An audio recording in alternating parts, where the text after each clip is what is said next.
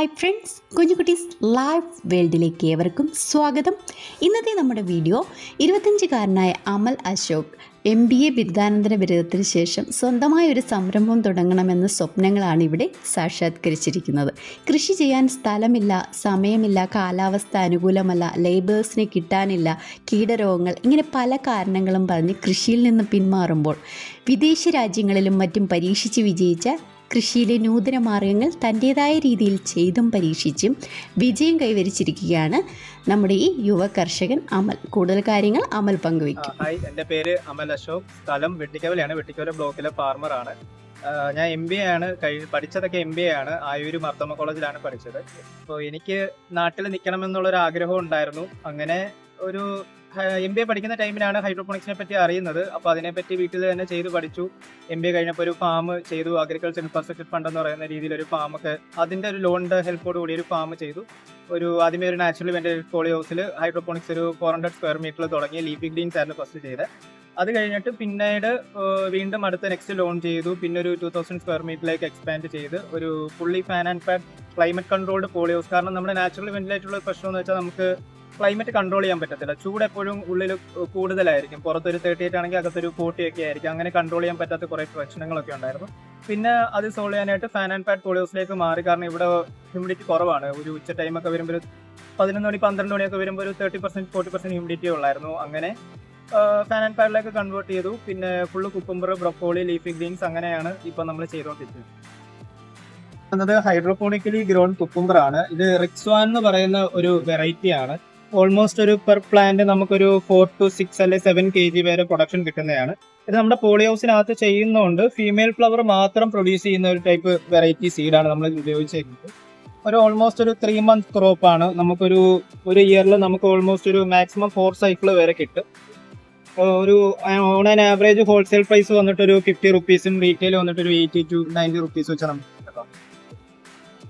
ചെയ്തേക്കുന്ന രീതി എന്ന് വെച്ചാൽ ചകിരിച്ചോറിലാണ്. അതായത് ചകിരിച്ചോറിൽ വേറെ കമ്പോസ്റ്റോ കാര്യങ്ങളോ ഒന്നുമില്ല. ഡ്രിപ്പ് ലൈൻ വഴി നമുക്ക് ചെടികൾക്ക് വേണ്ടുന്ന ഫെർട്ടിലൈസർ, വാട്ടർ സോളിബിൾ ഫെർട്ടിലൈസർ ആണ് യൂസ് ചെയ്യുന്നത്. നമ്മളത് ഈ ഡ്രിപ്പ് ലൈൻ വഴി കൊടുക്കും. ഓരോ പ്ലാന്റും 30 cm സ്പേസിങ്ങിലാണ് ചെയ്തേക്കുന്നത്. ഇതിപ്പോൾ ഒരു പ്ലാൻ ചെയ്തിട്ട് ഓൾമോസ്റ്റ് ഒരു 20 days ഓൾമോസ്റ്റ് ആയിട്ടുണ്ട്. 20-25 days ആവുന്നു. ഇനി ഒരു നെക്സ്റ്റ് ഒരു 2-3 daysനുള്ളിൽ ഫ്ലവറിങ് സ്റ്റാർട്ട് ചെയ്തിട്ട് പിന്നെ അഡീഷണൽ ഒരു 4 days കൂടെ കഴിയുമ്പോഴത്തേക്ക് നമുക്ക് കുക്കുംബർ ആവും. അങ്ങനത്തെ ഹാർവസ്റ്റിംഗ് തുടങ്ങും. പിന്നെ ഇതിലൊരു ശ്രദ്ധിക്കേണ്ട ഒരു കാര്യം എന്ന് വെച്ചാൽ നമ്മൾ ഓരോ ഫ്ലവർ വരുന്നിടത്ത് അഡീഷണൽ ഇങ്ങനെ ഒരു ബ്രാഞ്ച് വരും. അത് നമ്മൾ ഒടിച്ച് കളയണം. അപ്പോൾ അവിടെ നിന്നുകൊണ്ട് ബാക്കി നോട്ട്സുകളും വരും. ഇതിപ്പോൾ ഇവിടെ ഒരെണ്ണം നിപ്പോണ്ട് ഇത് ഒടിച്ചുകൊണ്ട് ഇനിയിപ്പോൾ ഇവിടെ നിന്നൊരു 6-7 എക്സ്ട്രാ കുക്കുംബേഴ്സും കൂടെ ഇവിടെ നിന്ന് സ്പ്രൗട്ടായി വരും. നമ്മൾ ഈ കാണുന്നത് ഗ്രോ ബാഗിന് പകരമുള്ള ഒരു മെത്തേഡാണ്. ട്രഫ് എന്ന് പറയും ഇതിന്. ഗ്രോ ബാഗിൻ്റെ ഒരു പ്രശ്നം എന്ന് വെച്ചാൽ നമുക്ക് ഈ കറക്റ്റ് സൺലൈറ്റ് എപ്പോഴും വീഴുന്നതുകൊണ്ട് ഒരു 3 വർഷമൊക്കെ ലൈഫ് സ്പാൻ കാണത്തുള്ളൂ. ഇതാകുമ്പോൾ ഒരു 7 to 10 വർഷം നമുക്ക് ലൈഫ് സ്പാൻ കാണും. ഇതിൽ നമ്മൾ കോക്കോപീറ്റ് ഫില്ല് ചെയ്യുക. കോക്കോപീറ്റിൽ വേറെ ഒന്നും ആഡ് ചെയ്യത്തില്ല. കോക്കോപീറ്റ് ഫില്ല് ചെയ്യുമ്പോൾ ശ്രദ്ധിക്കേണ്ട ഒരു കാര്യം, ഹൈ ഈസി കോക്കോപീറ്റ് എടുക്കല്. ലോ ഈസി കോക്കോപീറ്റ് മാത്രമേ അഗ്രികൾച്ചറിന് യൂസ് ചെയ്യാവൂ. ഇല്ലെങ്കിൽ അതുവഴിയുള്ള ഫംഗസ് അറ്റാക്ക് ഉണ്ടാവും. അതേപോലെ ഇതിന് ട്രഫ് എന്ന് പറഞ്ഞാൽ ഈ മെത്തേഡ് എന്ന് പറയുന്നത്. ഇതൊരു പ്രശ്നം എന്താണെന്ന് വെച്ചാൽ ഇൻ കേസ് കോക്കോപീറ്റ് ക്ലീൻ അല്ലെങ്കിൽ ഇതൊരു ബെഡ് പോലെയാണ് കിടക്കുന്നത്. അങ്ങ് അറ്റത്ത് എന്തെങ്കിലും ഫംഗൽ അറ്റാക്ക് ഉണ്ടായ ഈ ബെഡ് വഴി അപ്പുറത്തറ്റം വരെ നമുക്ക് പെട്ടെന്ന് സ്പ്രെഡ് ആവും. ഗ്രോ ബാഗിലാണെങ്കിൽ പ്ലാന്റ് ടു പ്ലാന്റ് പെട്ടെന്ന് കോക്കോപീറ്റ് വഴി സ്പ്രെഡ് ആവത്തില്ല. പക്ഷേ ഇതിൽ പെട്ടെന്ന് സ്പ്രെഡ് ആവും. അതുകൊണ്ട് എപ്പോഴും ക്ലീൻ ആയിട്ടുള്ള കോക്കോപീറ്റ് യൂസ് ചെയ്യുക. നമ്മൾ ഇനി ഇപ്പോൾ ഈ കാണുന്നത് NFT എന്ന് പറയുന്ന സിസ്റ്റം ഹൈഡ്രോപോണിക്സിൽ. അതായത് ഇതൊരു ടൈപ്പ് UPVC പൈപ്പാണ്. ഇതിനകത്തൂടെ ഇങ്ങനെ വെള്ളം ഒഴുകിപ്പോവും. അപ്പം ഈ വേര് ആ ടൈമിന് വെള്ളവും വളവും കൂടെ എടുത്തോളും. ഈ പോകുന്നത് വെള്ളവും വളവും കൂടാണ് പോകുന്നത്.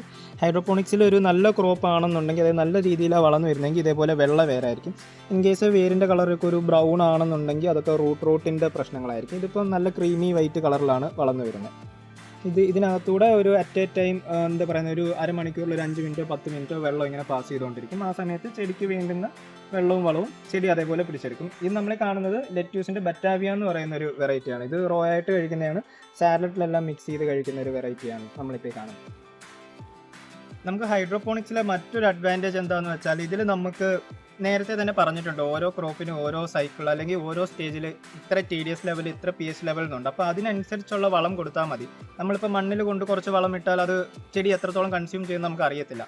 ഇതിലാകുമ്പോൾ നമുക്ക് ഓരോ ദിവസം ഇത്ര തുള്ളി വെള്ളം കൊടുത്താൽ മതി, ഇത്ര വളം കൊടുത്താൽ മതി, ഇങ്ങനെ ഇത്ര ദിവസം ഓരോ സ്റ്റേജായിട്ട് കൊടുത്താൽ മതി എന്ന് നമുക്കൊരു ചാർട്ടുണ്ട്. അപ്പോൾ ആ ചാർട്ടിനനുസരിച്ചാണ് നമ്മളിവിടെ കൊടുക്കുന്നത്.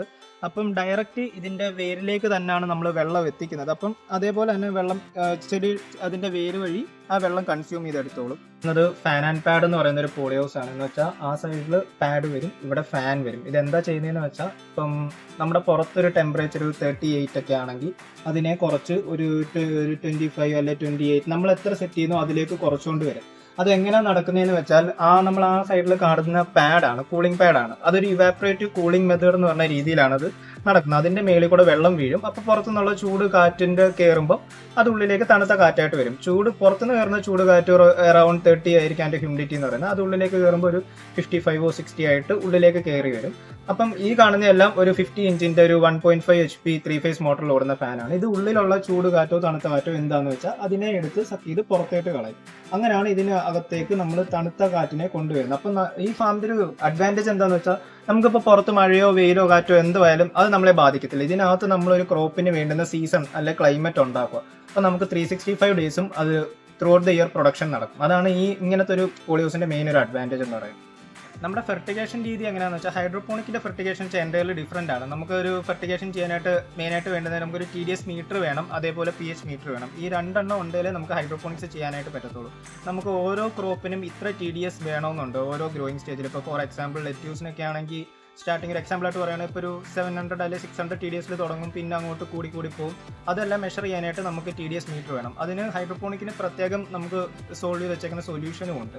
അപ്പം അത് സ്റ്റോക്ക് A സ്റ്റോക്ക് B എന്ന് പറയും. അപ്പോൾ സ്റ്റോക്ക് Aന്ന് നമ്മളൊരു 100 ml എടുക്കുകയാണെങ്കിൽ സ്റ്റോക്ക് B 100 ml എടുത്ത് നമ്മുടെ മെയിൻ ടാങ്കിൽ മിക്സ് ചെയ്ത് നമുക്ക് എത്ര TDS വേണ്ടുന്നത്, TDS അല്ലെങ്കിൽ EC ഇലക്ട്രിക്കൽ കണ്ടക്ടിവിറ്റി ഏതെങ്കിലും ഒരു രീതിയിൽ നമ്മൾ മെഷർ ചെയ്യും. ഇപ്പോൾ EC ആണെന്നുണ്ടെങ്കിൽ ഒരു 1.0 EC വേണ്ടുന്നെങ്കിൽ 1.0 വെച്ച് തുടങ്ങും. പിന്നെ ഗ്രോയിങ് സ്റ്റേജിനനുസരിച്ച് 1.2 1.4 അങ്ങനെ കൊണ്ടുപോകും. അങ്ങനെയാണ് ഇതിൻ്റെ ഫെർട്ടിഗേഷൻ രീതി. പിന്നെ ഒരു മെയിൻ അഡ്വാൻറ്റേജ് എന്ന് വെച്ചാൽ നമ്മൾ അവിടെ ഓവറായിട്ട് ഫെർട്ടിഗേഷൻ ചെയ്യുന്നില്ല. അത് 1.0 EC എന്ന് വെച്ചാൽ അത് അത്രയും ഫെർട്ടിലൈസർ ചെന്നാൽ മതി ചെടിക്കും. നമ്മളിപ്പോൾ മണ്ണിൽ ചെയ്യുമ്പോൾ ഒരു പക്ഷേ വളം കൊടുക്കുന്നത് കൂടുതലായിരിക്കും, അതിലെ കുറവായിരിക്കും. നമുക്കത് അളക്കാൻ പറ്റത്തില്ല. നമ്മുടെ കയ്യിലുള്ള എന്തെങ്കിലും ഒരു വെച്ച് നമുക്കൊരു ബേസിക് ആയിട്ടുള്ളത്.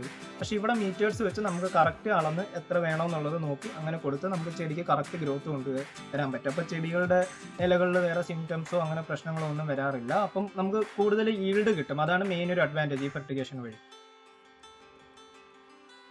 ഹൈഡ്രോപോണിക്സിലെ മറ്റൊരു അഡ്വാൻറ്റേജ് എന്ന് വെച്ചാൽ നമുക്കിതിൽ ലേബർ ഒരുപാട് കുറവാണ്. കാരണം ഇത് ഈ പറഞ്ഞ പോലെ നമുക്ക് ബേസിക് ആയിട്ടുള്ള ഓട്ടോമേഷൻസ് ചെയ്താൽ നമുക്കിപ്പോൾ എന്താ പറയുന്നത്, എല്ലാവരും പറയും നമുക്ക് കൃഷി ചെയ്യാനായിട്ട് സമയമില്ല, അങ്ങനെ കുറേ തിരക്കുകൾ പറയും. നമ്മുടെ ഹൈഡ്രോപോണിക്സിലേക്ക് വരുമ്പം നമുക്കതെല്ലാം മാറ്റാൻ പറ്റും. കാരണം നമ്മൾ ഇങ്ങനെ ഒരു സിസ്റ്റം ഒക്കെ സെറ്റ് ചെയ്യുകയാണെങ്കിൽ വീടുകളിലാണെങ്കിലും നമുക്ക് ചെറിയ ചെറിയ സിസ്റ്റങ്ങളൊക്കെ സെറ്റ് ചെയ്യാൻ പറ്റും. അപ്പോൾ അങ്ങനെ സെറ്റ് ചെയ്യുകയാണെങ്കിൽ അതിലൊരു ജസ്റ്റ് ചെറിയൊരു ടൈമർ വെക്കുകയാണെങ്കിൽ അതിൻ്റെ സമയമാകുമ്പം അത് തന്നെ വെള്ളവും വളവും കാര്യങ്ങളും എല്ലാം പൊക്കോളും. നമ്മളപ്പോൾ അതിനെ ഡെയിലി ഇങ്ങനെ നോക്കണമെന്നില്ല, അത് അവിടെ ഇരുന്ന് വളർന്നോളും. ടാങ്കിലെ വെള്ളമൊക്കെ കുറയുന്നതിനനുസരിച്ച് മാത്രം നമ്മൾ വീണ്ടും ഒന്ന് ഫെർട്ടിലൈസർ ടോപ്പപ്പ് ചെയ്യും.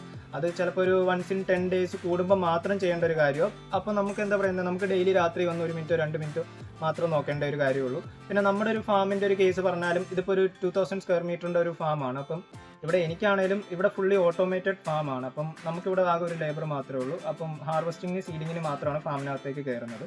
അപ്പം ഫുള്ളി ഓട്ടോമേറ്റഡ് ആയതുകൊണ്ട് എല്ലാം ഫോൺ വഴിയാണ് നമ്മൾ കൺട്രോൾ ചെയ്യുന്നത്. നമുക്ക് ഫോൺ വഴി എന്തുണ്ടെങ്കിലും അപ്പോൾ തന്നെ അപ്ഡേറ്റ് അറിയാൻ പറ്റും. അപ്പം അതുകൊണ്ട് പിന്നെ നമുക്ക് അങ്ങോട്ടത്തേക്ക് ഇങ്ങനെ വലിയതായ ഒരു ജോലികൾ ഫാമിലേക്ക് വരുന്നില്ല. എല്ലാം മെഷീൻസ് അല്ലെങ്കിൽ കമ്പ്യൂട്ടർ തന്നെയാണ് ഇന്നത്തെ ടെമ്പറേച്ചർ അല്ലെങ്കിൽ ഇന്നത്തെ ഹ്യൂമിഡിറ്റി നോക്കി ഫാൻ അല്ലെങ്കിൽ പാഡ് ഓടിക്കുന്നത്, ശരിക്കും ഇത്ര തുള്ളി വെള്ളം കൊടുക്കുന്നത് എല്ലാം കമ്പ്യൂട്ടറാണ്. അപ്പോൾ നമുക്ക് അത്രയും ലേബർ കുറയ്ക്കാൻ പറ്റും. നമുക്ക് നെക്സ്റ്റ് മാർക്കറ്റിങ്ങിൻ്റെ ഒരു കേസൊക്കെ വരുമ്പോൾ ഹൈഡ്രോപോണിക്സിൽ നമുക്ക് എന്താ പറയുന്നത്, നമുക്ക് ഇവിടെ നോർമലി നമ്മളൊരു പണ്ട് തൊട്ടേ ചെയ്തു വരുന്ന സിസ്റ്റം ഉണ്ട്, കുറച്ച് ക്രോപ്സ് ഉണ്ട്.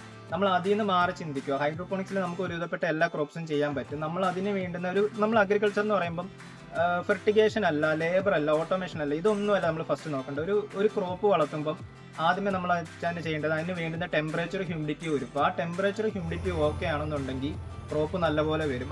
അതൊരു സയൻസ് ആണ്. നമ്മൾ പുറത്തോട്ടുള്ള ആരോട് ചോദിച്ചാലും അവർ പറയുന്നത് ആദ്യമേ നിങ്ങൾ ടെമ്പറേച്ചർ ഹ്യൂമിഡിറ്റിയും റെഡിയാക്കുക എന്നുള്ളത്. അപ്പോൾ ഇവിടെ നമ്മൾ ചെയ്യുന്നത് വെച്ചാൽ ടെമ്പറേച്ചർ ഹ്യൂമിഡിറ്റിയും റെഡിയാക്കിയിട്ട് നെക്സ്റ്റ് സ്റ്റേജ് എന്ന് വെച്ചാൽ നമ്മൾ എന്ത് ക്രോപ്പാണ് ചെയ്യുന്നത് എന്നുള്ളതാണ് നോക്കുന്നത്. ഇവിടെ നമ്മൾ നോർമലി നമ്മുടെ കേരളത്തിൽ ഏറ്റവും കൂടുതൽ കിട്ടുന്ന ക്രോപ്സ് അല്ലെങ്കിൽ നോർമലി ഇവിടെ കൾട്ടിവേറ്റ് ചെയ്യുന്ന ക്രോപ്സ് അങ്ങനെയല്ല ചെയ്യുന്നത്.